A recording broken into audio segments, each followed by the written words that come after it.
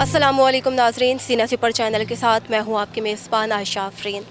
नाज़रीन, इंसान की ज़िंदगी का असल तकाज़ा यह है कि वो अमन के साथ रहे, लेकिन बाज़ औक़ात ऐसा होता है कि इंसान कुछ ऐसे काम कर जाता है जिससे मुआशरे का अमन तबाह हो जाता है, जिसकी उसे बाद में सज़ा भी दी जाती है जो कि उसकी इस्लाह के लिए होती है। मैं आज कराची की सेंट्रल जेल में मौजूद हूँ और यहाँ पर अंदर बहुत ऐसे लोग मौजूद हैं जो कोई ना कोई जुर्म करके यहाँ पर पहुँचे हैं, और क्या सहूलियात दी गई हैं, किस तरह से वो लोग ज़िंदगी गुजार रहे हैं, आइए चलते हैं और जानते हैं।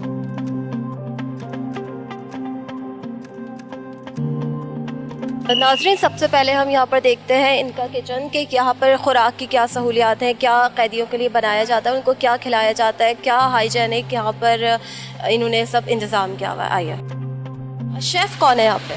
शेफ़ जितने भी हैं यहाँ पे हमारे कन्विक्टेड कैदी हैं, यानी सज़ाई याफ्ता कैदी, और वही लोग खाना वाना पकाते हैं। कॉन्ट्रैक्टर प्राइवेट है, लेकिन उनको तनख्वाहें मिलती हैं। जितने भी कैदी यहाँ पे खाना पका रहे होते हैं उन सब की तनख्वाहें, बाकायदा मेडिकल होता है उनका, डॉक्टर्स उनको रिपोर्ट्स देते हैं, तमाम बीमारियों से वो क्लियर होते हैं। तो उसके बाद हम यहाँ पे शेफ़ जो है वो जितने भी हैं, चाहे रोटी पकाने वाले हों या सालन पकाने वाले हों। तो क्या खिलाया जाता है, क्या बनाया जाता है हफ्ते में? मेन्यू है यहाँ लगा हुआ है, मेन्यू आप देख सकते हैं ऊपर। इसके अंदर हर रोज़ के अलग अलग मेन्यू हैं, सुबह, दोपहर और शाम। सफाई का क्या इंतज़ाम है? बर्तन वगैरह जो है वो साफ़ सुथरे होते हैं आपके? आपको दिखाते हैं कि इनका खाना किस तरह से डिस्ट्रीब्यूट होता है कैदियों के अंदर। ये ढोल कहलाते हैं जेल की लैंग्वेज में। तो ये भरे जाते हैं, सालन पकता है और यहाँ से डिस्ट्रीब्यूट होता है, कैदी लेके जाते हैं। और वो हर वार्ड के अलग अलग कैदी हैं। टोटल क्वांटिटी उनकी जितनी जिस बैरक के अंदर हैं, हर ढोल के ऊपर उनके बैरक की क्वांटिटी लिखी हुई होती है, उसी हिसाब से सालन पैक होता है इनका। इस डब्बों में डाला जाता है और इन डब्बों में डालने के बाद डिस्ट्रीब्यूट होता है हर वार्ड में। रोटी यहीं बनती है? जी हाँ, रोटी आपको मैं दिखाता हूँ। तंदूर लगाया? हमारे तंदूर यहाँ पे हैं। एक तंदूर यहाँ है, एक 3 तंदूर, 5 तंदूर अंदर हैं। कितने कैदियों के लिए एक दिन में बनाया जाता है? इस वक्त हमारा टोटल तकरीबन 6000 के करीब है, यानी 200 कम 6000 हैं। 5800 के करीब हमारे कैदी हैं, और इसके अंदर अंडर ट्रायल, कन्विक्टेड तमाम कैदी शामिल हैं। ये खाना है जो दिया जाता है कैदियों को, क्या बनाया हुआ है ये? चिकन बना हुआ है आज। चिकन बना हुआ है, तंदूर की रोटी है, सबको सेम खाना देता है। मेन्यू हमारा जो आपने कैमरे से देखें, और यही सिलसिला अंदर बैरकों में भी डिस्ट्रीब्यूट होता है। अगर कोई बीमार है तो उसके लिए आप लोग परहेज से खाना? पकता तो सेम ही है, लेकिन डॉक्टर जिस तरह से नमक, मिर्च, ये सारी चीज़ें कम होती हैं। ये देखें, बिल्कुल ये शोरबा जिस तरह से कहते हैं ना। काफ़ी साफ़ सुथरे तरीके से यहाँ पर सब कुछ बन रहा है। ये बताइए कि बहुत सारे गैर मुस्लिम भी होंगे यहाँ पर, तो उनके लिए आपने क्या इंतज़ाम किया हुआ है खाने का, क्योंकि वो लोग गोश्त नहीं खाएंगे? गैर मुस्लिमों के लिए हमारे पास बाकायदा अलग खाना बनता है, जो क्या बनता है? नहीं खाते उनके लिए सब्ज़ी भी बनती है, दाल भी बनती है। यासीन बनाई भी अभी आपने? जी हाँ। कितने हैं यहाँ पर गैर मुस्लिम जेल? देखें, तकरीबन 100 के करीब हमारे पास हैं जो हिंदू कम्युनिटी से बिलोंग करते हैं। गैर मुस्लिमों को अलग रखते हैं आप या आम? सब साथ हैं, ऐसा कुछ नहीं है। अल्हम्दुलिल्लाह यहाँ पे डिसिप्लिन है, वेल ऑर्गेनाइज है, तो ऐसा कोई सिस्टम नहीं है कि उनकी बैरक अलग है, इनकी बैरक अलग है। सब लड़ाइयाँ तो नहीं होती? नहीं, लड़ाइयाँ? मैंने इसीलिए तो वो शेर आपको सुनाया ना कि एक ही सब में सारे। जेल के बारे में अमूमन हमने ये भी बहुत सुना है कि यहाँ पर प्लेट्स में और मुख्तलिफ जगह पे गंदगी बहुत नज़र आ रही होती है, जबकि ऐसा यहाँ पर कुछ भी नहीं है, सब कुछ काफ़ी साफ़ सुथरा है। अस्सलाम वालेकुम। वालेकुम सलाम। आपका? मोहम्मद सुफियान। कब से आप यहाँ 4 साल हो गए, वैसे मैं 11 साल से हूँ। किस जुर्म में आप यहाँ पर आए थे? मैं मर्डर में। मर्डर के जुर्म में आए थे, तो उसके बाद अब आपने उससे तौबा की? हमने किया नहीं है मैडम, हमने हाई कोर्ट में लगाई हुई है, तौबा करने वाली तो बात नहीं है। बेगुनाह आए हुए हम लोग, किया तो नहीं है। हम इधर मेहनत करते हैं, अपने घर का खर्चा चलाते हैं यहाँ से हम लोग। घर में कौन कौन है? मेरे भाई हैं, 2 बहनें हैं, वालिदा वालिदा। नाज़रीन, ये वो जगह है जहाँ पर जेल में मौजूद कैदी अपने प्यारों से मुलाकात करने आते हैं। और सर ये बताएं कि किस तरह से यहाँ पर मुलाकात करवाते हैं? इंटरकॉम है या कितने, एक दिन में कितनी बार कर सकते हैं? देखें, सुबह 8 बजे से स्टार्ट होती है मुलाकात और 5 बजे तक मुलाकात होती है। 4 बजे तक लास्ट हम जितने भी इनकी फैमिली आती है बाहर से वो ले लेते हैं, उनके नंबर्स, नाम वगैरह, और उसके बाद अंदर से कैदियों को बुलाया जाता है। अच्छा, तो एक कैदी को कितनी बार परमिशन होती है हफ्ते में या महीने में अपने प्यारों से, अपने रिश्तेदारों से मिलने के लिए? देखिए, हफ्ते में 2 बार का हमारे पास है, क्योंकि अगर हम रेगुलर बेसिस पे मुलाकात करवाएंगे तो ये जो 6000 कैदी हैं वो एक दिन में नहीं मिल सकते। नाज़रीन, ये वो जगह है जहाँ पर कैदी अपने प्यारों से मिलने के लिए यहाँ पर मौजूद है। इंटरकॉम सिस्टम यहाँ पर लगे हुए हैं जिसके ज़रिए ये अपने प्यारों से बात कर रहे होते हैं। ये इंटरकॉम सिस्टम ये अभी यहाँ पर आए हैं या इसको टाइम? नहीं, ये काफ़ी पुराना टाइम हो गया हमारा। सेंट्रल जेल कराची में ये सबसे पहले सिस्टम आया था पूरे सिंध के अंदर। तो ख़तरनाक कैदी होते हैं वो, उनको मिलने की परमिशन? कैदियों का दिन अलग है, हाई प्रोफाइल कैदियों का दिन जो है जुमा डिसाइड है। नाज़रीन, काफ़ी सख्त इंतज़ामात यहाँ पर हुए हुए हैं। रॉड्स लगी हुई हैं लोहे की, शीशे की, इन्होंने पूरी वॉल बनाई हुई है जिसके ज़रिए आपस में सिर्फ देख सकते हैं, लेकिन इंटरकॉम के ज़रिए लोग बात करते हैं अपने रिश्तेदारों से, अपने प्यारों से। इनके पैर पे अभी यहाँ जेल में चोट लगी है या पहले बाहर से? ये बाहर से जो पुलिस मुकाबले में गन शॉट कहती है, ये वो है। अच्छा, ये एक से ज़्यादा लोग मिलने आए हुए हैं इनसे, तो ये परमिशन? फैमिली की मदर होगी, है नया कैदी होगा, पुलिस मुकाबले में हुआ होगा ज़ख्मी, तो जाहिर सी बात है इसकी फ़र्स्ट या सेकंड मुलाकात के अंदर ये इसकी मदर होंगी, भाई होंगे, तो उनके लिए फैमिली को परमिशन? जी हाँ, बिल्कुल। कितनी गुंजाइश है यहाँ पर कैदियों की? तकरीबन 2,500 से 3,000 के कैदियों की गुंजाइश है हमारे पास, लेकिन ओवर क्राउडिंग का जैसे मैंने आपको बताया कि तकरीबन 6,000 के करीब हमारे पास कैदी हैं, तो ओवर क्राउडिंग का प्रॉब्लम हमें है। तमाम कैदियों की वैक्सीनेशन इस वक्त हो चुकी है? जी हाँ, तकरीबन जो नए कैदी अभी आए हैं तो उसके लिए हम प्रॉपर एक लिस्ट बना के वहाँ लेटर लिखते हैं और फिर वो टीम आती है, फ़ौरन हम उनको वैक्सीन करवाते हैं। नाज़रीन, ये वो जगह है जहाँ पर एजुकेशन के लिए काम किया जाता है कैदियों की। क्या एजुकेशन के लिए आप यहाँ पर काम कर रहे हैं कैदियों? ये बेसिकली साइकोथेरेपी की क्लास है, ज़हनी और जज्बाती ख़राबियों के इलाज के हवाले से। हम ये समझते हैं कि क्राइम की दुनिया में आदमी तभी आता है कि जब कुछ ज़हनी उसको डिस्टर्बेंस हो या जज्बाती कोई ख़राबी हो। कैसा रिस्पांस मिल रहा है आपको कैदियों की तरफ? कैदियों की तरफ से बहुत ही होपफुल रिस्पांस है। पहली चीज़ तो ये कि हम किसी को ज़बरदस्ती नहीं कराते कोर्स। हम बैरिक में जाते हैं, उनको इंट्रोड्यूस कराते हैं कि भाई ये एक टेक्नोलॉजी है, इससे आप लाइफ में बेहतरी ला सकते हैं। तो फिर जो विलिंग होते हैं वो अपना नाम लिखवा देते हैं हमारे पास, वो हम इंतज़ामिया के हवाले कर देते हैं। इंतज़ामिया फिर उनको परमिशन ग्रांट करती है कि वो बैरिक से यहाँ तक इजीली आ सके।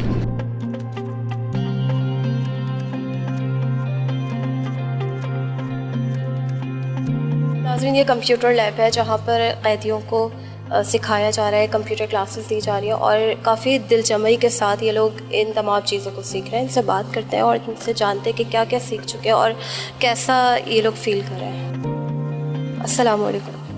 वालेकुम अस्सलाम। क्या नाम है? अली नाम। क्या कर रहे हैं? टाइपिंग सीख रहा हूँ। कितना अर्सा हो? 8-10 दिन हो गए। तो अभी आपको इसके अंदर इंटरेस्ट डेवलप हुआ है या आपको ज़बरदस्ती यहाँ पर बिठाया है ताकि आप काम करें? आकर मुझे इंटरेस्ट हुआ कि फिर ये कुछ सीख लूँ। मैं जब यहाँ बैठा हूँ यहाँ पर। खुराक वगैरह कैसी दी जाती है? सही होती है? ठीक, अच्छी है ना? सही। आज क्या था? बहुत ज़्यादा अच्छी भी नहीं देनी चाहिए, कैदियों को बिगड़ जाएंगे। क्वालिफ़िकेशन के बारे में बताएं अपनी, कहाँ तक पढ़े हुए, कंप्यूटर वगैरह के बारे में कितना जानते हैं? मैंने MA IR किया है और मीडिया साइंसेस की तैयारी है, इंशाल्लाह स्टिल कंटिन्यू करूँगा। ग्राफिक्स के कोर्सेज मैंने यहीं कंप्लीट किए, CIT मैंने यहीं कंप्लीट की, तो अब अल्लाह का शुक्र है, मैं इनको ट्रेन कर रहा हूँ। साथ साथ स्टूडेंट ख्वाहिशमंद होता है ग्राफिक्स का, तो हम उसे ग्राफिक्स में इंटर करते हैं। ग्राफिक्स में हमारे पास कॉन्सेप्ट से लेकर Macromedia free and MX, adobe Photoshop, CS6, adobe Illustrator 6.0, coral multiply 3 और एडोब इन डिज़ाइन, ये कंप्लीट, इसका भी 6 मंथ का ड्यूरेशन कोर्स है। सर्टिफिकेट जो यहाँ से मिलता है वो कहाँ से एफिलिएटेड होता है? आपको भी मिला होगा? जी बिल्कुल, ये हमारे पास रिसेंटली जो हमारा सर्टिफिकेट है वो Sindh board of technical education से रजिस्टर्ड है। रिस्पॉन्स कैसा देते हैं स्टूडेंट? सीखने में दिलचस्पी दिखाते हैं? तकरीबन 95% तो इंटरेस्टेड हो। ये लैंग्वेज सेंटर बना हुआ है, इंग्लिश लैंग्वेज आप सिखाते हैं यहाँ से? ठीक है। और टीच का सिलसिला है कि कैदी ही टीचर है और कैदी ही शागिर्द है। आपको कितने अरसे की सज़ा हुई है? सेंटेंस मेरा लाइफ इम्प्रिजमेंट है, 25 ईयर्स होता है। पहले भी पढ़ाते थे आप? बाहर भी जब थे तो आप पढ़ाया करते थे? बाहर टीचर भी था और प्रोफेशनल इंजीनियर हूँ। इसीलिए आप यहाँ पर, आपको जेल इंतज़ामिया की जानिब से कहा गया या आपने खुद ही कहा कि आप यहाँ पे पढ़ाना चाहते हैं? जेल इंतज़ामिया की तरफ से सपोर्ट की जाती है हमको और हम खुद भी विलिंग होते हैं कि हम यहाँ अपना टाइम प्रोडक्टिवली यूज़ करें। अच्छी बात ये होता है कि जब प्रोडक्टिवली अपना टाइम इस्तेमाल यहाँ कर रहे होते हैं तो हम अपने स्ट्रेसेस से काफ़ी हद तक दूर होते हैं और बाहर जाने के भी हमको बहुत फ़ायदा होता है। प्लस हम जो लैंग्वेज पढ़ा रहे हैं, जो कंप्यूटर पढ़ा रहे हैं, इसका सबसे बड़ा बेनिफिट हमको यहाँ पे यह मिलता है कि हम जब इनको माशरे के अंदर वापस जाने का मौका हम बहुत से लोग को दे रहे होते हैं। कैदी हमारे ये टीचर हैं ज़फ़र, जो यहाँ कंप्यूटर और फाइन आर्ट्स में काफ़ी अर्से से टीचर हैं और 25 साल इनकी सज़ा है। जो ATC के कैदी हैं ख़ास तौर पे, उनके लिए रिमिशंस बिल्कुल नहीं है यहाँ पे, जिसकी वजह से 18-19 साल से लोग यहाँ बंद हैं। लाइफ में माफ़ी नहीं दी जाती, उनको माफ़ी नहीं दी जाती। हालांकि हम लोग अमूमी उनमें से लोग ऐसे हैं जो इंगेज हैं पॉजिटिव प्रोडक्टिव चीज़ों के अंदर। असल में तो ये देखना है कि अंदर आके उसने अपने आप को रिहेबिलिटेट किया है कि नहीं किया, चाहे वो किसी आम क्राइम में हो, किसी बड़े जुर्म में।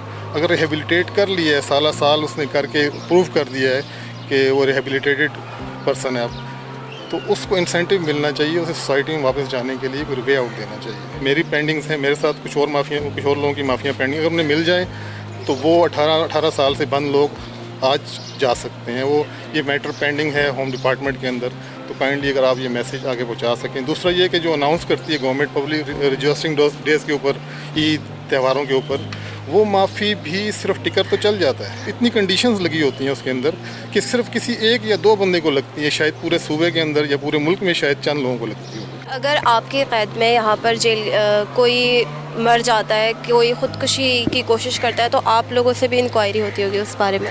जी हाँ, बिल्कुल। हमारी जॉब जो है बहुत टफ़ है, हर चीज़ की इंक्वायरी हमारी हो जाती है अगर फैमिली में इंक्वायरी पे आ जाती है, लेकिन ज़िम्मेदारी हमारी बहुत सेंसिटिव है। जेल की नौकरी कोई आसान नौकरी नहीं है। तो जो मुअम्मर अफराद होते हैं उनके लिए आपने कोई रूटीन टेस्ट वगैरह का आप लोगों ने इंतज़ाम किया हुआ है? जी, उम्र अफराद एज के लिए है, हमने अलग बैरक बनाई हुई है।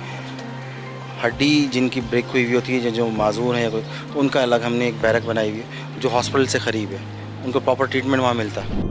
ये भी कहा जाता है आम तौर पे कि जेल से जाने के बाद ज़्यादा आदी हो जाते हैं मनशियात के, या जेल से आदी होकर निकलते हैं, तो ये तमाम बातें क्यों कही जाती हैं? सब माजी की बातें, हम मौजूदा उसमें ऐसा कुछ भी नहीं है। अब आप काम देख भी रहे हैं, क्लासेस भी हैं हमारे पास। देखिए, आदत जो है ना वो हम बदल सकते हैं, लेकिन जो उसकी फितरत है वो हम बदल नहीं सकते। काफ़ी ग्रीनरी नज़र आ रही है हमें यहाँ पर, काफ़ी क्रिएटिविटी भी नज़र आ रही है। वहाँ पर कायदे आज़म का आपने एक वो डेमो बनाया हुआ है, तो ये सब किसने बनाया है? ये ग्रीनरी वगैरह के लिए सारे काम कौन करता है? जेल इंतज़ामिया जो है वो ताउन कर रही होती है इन कैदियों के साथ, काम सारा कैदी कर रहे होते हैं। बाकायदा कोई आपने सिखाने के लिए रखा हुआ है? जी, हमारे पास जो गवर्नमेंट की तरफ से ऑफिशियल माली है वो उनको सिखा भी रहा होता है, लेकिन ये जो जितना भी काम है, ये मज़ार क़ायद का मॉडल है, ये सेंट्रल जेल के ये दीवार का उन्होंने एक मॉडल बनाया हुआ है, इनकम्प्लीट है, भी मुकम्मल हो रहा है। उससे आगे सिंध यूनिवर्सिटी का एक गेट के ऊपर जो मॉडल बना हुआ है वो आपको मिलेगा। फिर दुआ का हाथ बनाया हुआ है प्रिजनर्स ने, वो आपको यहाँ नज़र आएगा। मॉडल किसने बनाया? ये सारी मॉडल्स कैदियों ने बनाए।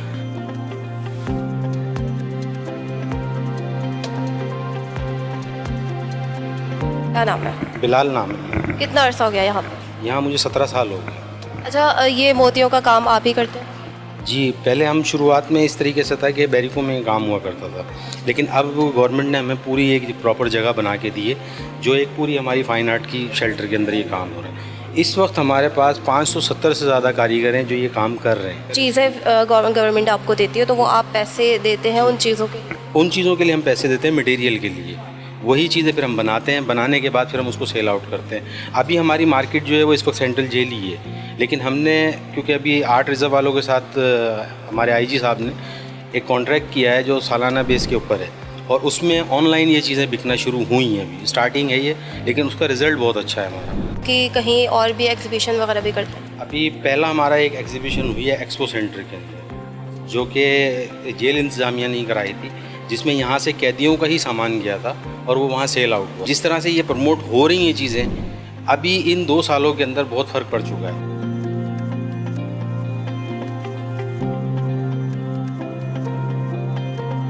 नाज़रीन, जब इंसान बहुत ज़्यादा परेशान होता है या बहुत ज़्यादा घुटन का शिकार हो जाता है, तो कलर्स उसको उस घुटन से निकालने में बहुत ज़्यादा मददगार साबित होते हैं। हम इस वक्त यहाँ पर मौजूद हैं, यहाँ पर फ़ाइन आर्ट्स की क्लासेस होती हैं, यहाँ पर पेंटिंग भी की भी जाती है और सिखाई भी जाती है। हम बात करते हैं, सबसे पहले आप ये बताइएगा कि यहाँ पर क्या क्या सिखाते हैं आप? देखिए, यहाँ पेंटिंग क्लासेस होती हैं। सबसे पहले तो स्केचिंग करना सिखाते हैं, पेंटिंग का एक तरीका है। तो इसमें ये साजिद हैं हमारे, ये यहाँ पेंटिंग के क्लास के, फाइन आर्ट क्लास के टीचर हैं। कौन सी पेंटिंग? अभी तो मेरी ये सारी पेंटिंग यहाँ से लेके यहाँ तक मेरी हैं, लेकिन जो मेरी 4 चली गई हैं वो एक मुग़ल आर्ट की थी, 2 एक कल्चर के जैसे ये बनाई हुई है, ऐसी कल्चर की थी एक। कितना टाइम हो गया आपको यहाँ पर? मुझे तकरीबन भी 5 साल हो गए। सीखने में कितना टाइम लगा पेंटिंग को? सीखने में 2 साल मुझे लगे।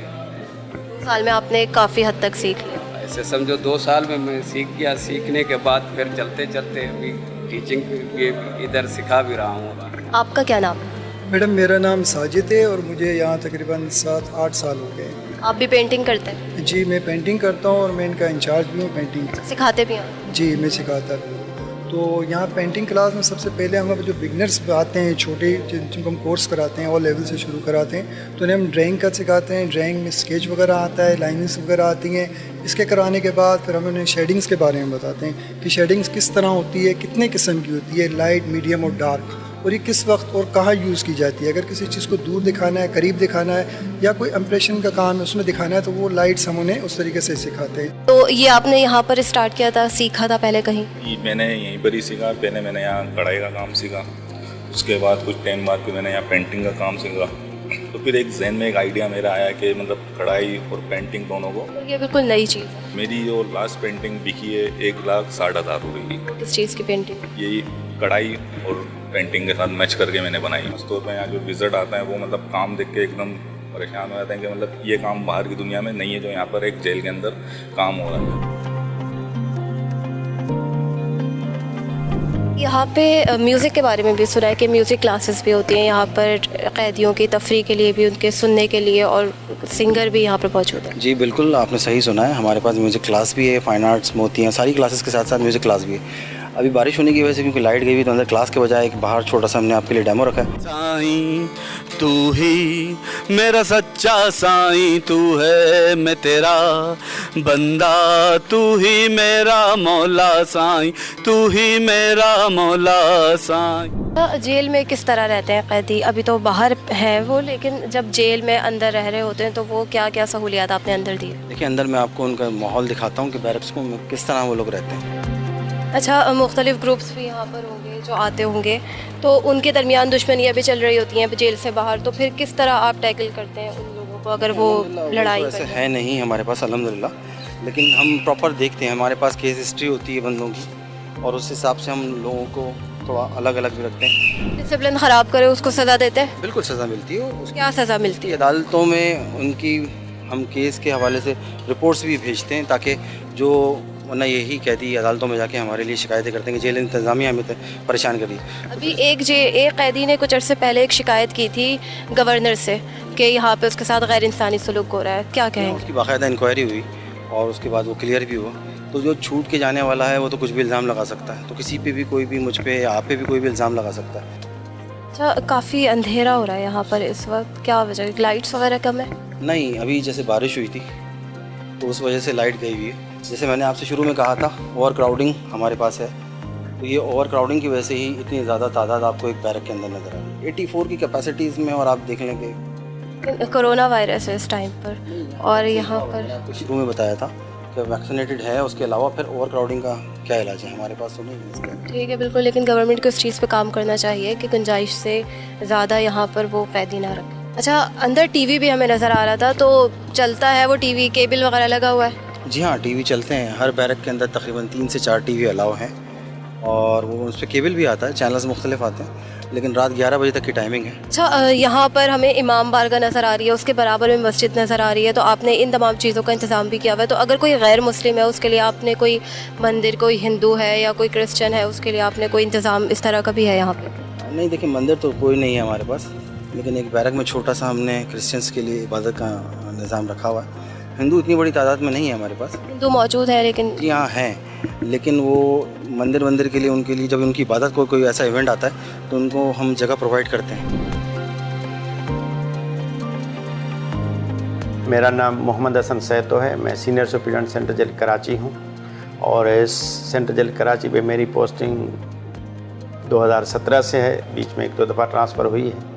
यहाँ पे जो अथोराइज्ड अकोमोडेशन है वो 2400 कैदियों की है और फ़िलवक्त जो है 6000 के करीब कैदी हैं और सारे के सारे हार्ड कोर क्रिमिनल कैदी हैं। तो यहाँ पे हार्ड कोर क्रिमिनल का मतलब टारगेट किलर और किलर, डकैत सारे के सारे अंदर बंद हैं। हमने इनके साथ ही बाहर रहना है। अगर ये और ज़्यादा क्रिमिनल बन के बाहर जाएंगे तो हम नहीं भुगतना है, इसलिए इनको अच्छा शहरी बना के भेजें और मैं अपनी ज़िम्मेदारी से नौकरी करके इनको बच्चों की तरह इनका मैं ख्याल रखता हूँ और इनको मैं तालीम देता हूँ। यहाँ पे मैं 2017 में आया था, उस दिन जेल ब्रेक हुई थी और 2 कैदी भाग गए थे, तो जेल के हालात कुछ ठीक नहीं थे। लेकिन अल्हम्दुलिल्लाह हमारे आईजी ने, हमारे मिनिस्टर ने, गवर्नमेंट ऑफ सिंध ने तावन किया और मैंने काम किया, तो आज जेल इस जगह पे खड़ी है। तो कोई कैदी भी हमसे नाराज़ नहीं है, कोई भी डिसिप्लिन की खिलाफ वर्जी नहीं करता। पुलिस एहलकार बहुत कम है, वो हमने रिक्वेजिशन भेजी है, रिक्वेस्ट की है, दरख्वास्त की है गवर्नमेंट ऑफ सिंध को थ्रू हमारे आईजी और मिनिस्टर साहब। उन्होंने यकीन दिलाया कि अभी जल्द से जल्द ये अपॉइंटमेंट करेंगे और ये खाली आसामियाँ जो हैं 300 के करीब मेरे जेल में खाली आसामियाँ हैं। नहीं बैरिक तो यहाँ तो अभी गुंजाइश ही नहीं है जेल में। आपने देखा हर जगह पे बैरिकें बनी हुई हैं, फिर भी कैदी ज़्यादा हैं। तो एक जेल मलिर जेल के साथ बन रहा है, दूसरा भी गवर्नमेंट इंशाल्लाह करेगी कि हर डिस्ट्रिक्ट में हमने कहा है एक जेल बने ताकि ये ओवर क्राउडिंग ख़त्म हो। मेरा एहलकार बेचारा जो है ना बहुत मज़लूम है। सच्ची बात है कि ह्यूमन राइट्स इनके लिए काम करे कि एक सिपाही जो 10 सिपाहियों की ड्यूटी करता है, अभी 2 साल में 26 सिपाहियों ने वक्त से पहले रिटायरमेंट ले ली है, क्योंकि उनको काम इतना ज़्यादा है कि वो बेचारे कर नहीं पाते और ज़िम्मेदारी भी है, कुछ गलत हो जाए तो वो गिरफ़्तार हो जाते हैं। तो इसलिए वो बेचारे तंग हैं और अब इंशाल्लाह अपॉइंटमेंट हो जाएगी तो इनका ये मसला हल हो जाएगा। नाज़रीन, सेंट्रल जेल का हमने विज़िट किया और हमें अंदाज़ा हुआ कि जो परसेप्शन और जो सोच हमारी जेल के बारे में बनी हुई थी वो बिल्कुल यहाँ पर आके चेंज हो गई, क्योंकि यहाँ पे कैदियों को इस्लाह के लिए लाया जाता है, ना कि उन पर जुल्म और तशद्दुद करने के लिए, जो कि आम तौर पे हमारा परसेप्शन है। आपको हमारी वीडियो कैसी लगी हमें ज़रूर आगाह कीजिएगा। मुझे इजाज़त दीजिए, अल्लाह हाफ़िज़।